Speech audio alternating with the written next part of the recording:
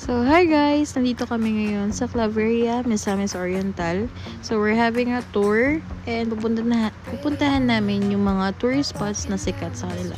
So, first spot na pinuntahan namin is boundary lang siya ng Claveria and Gingoog. Sa area na pinuntahan namin, dyan wala siyang name or hindi lang namin nakita kasi parang siyang abandon. And maraming nagsastop over dyan para lang kung magpa-picture. Sobrang ganda and ang lamig ng area nila. So, yan si Mami and si Pastor na kasama din namin sa tour. So, yan. Napakaganda. Wala masyadong tao kasi di ko alam kung maaga lang kami or wala pa. Wala pang pumupunta masyado. So, ayan. Lakad-lakad lang muna. Wala siyang entrance fee. Pwede kayong pumunta dyan and dumaan. Diyan lang sa area na sa may gilid. So, next naman namin napupuntahan is yung view deck naman. Pero while nasa biyahe kayo, yan ang makikita nyong scenery. Napakaganda ng mga bundok nila. Ang lawak. And ang ganda patignan kasi nasa taas kayo. Makikita nyo talaga. And then, yan yung next namin na pinuntahan is yung view deck. So, entrance fee nila is 30 pesos. Pwede kayo magdala ng food. Wala siyang package. And, pwede kayong bumili din ng food nila sa loob. Yung may red na yun na parang bahay-bahay. And then, yung blue naman na tent na yan, pwede kayo dyan kumain for free. Free na yung table nila. Yung entrance nilang talaga yung babayaran nyo. Since pagpunta namin, is maraming tao kasi walang pasok, Chinese New Year eh. And then, yun naman is ito yung dati na feature ko na Lone Wolf Cafe na pinost ko na dati. So, yan, dyan kayo pipili ng mga orderin nyo and kukuha lang kayo. And then, ito namang part na yan is dyan kayo magsaset kung paano ibabayad and sa order nyo din. So, yung picture muna while waiting.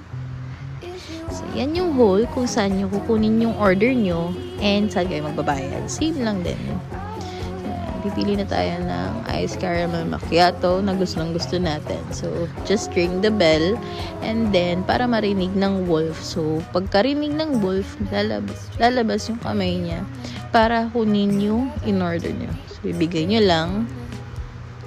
So, yan. Mag-wait lang kayo. Bibigyan kayo niyan para pag tumunog yan, kukunin niyo yung order nyo.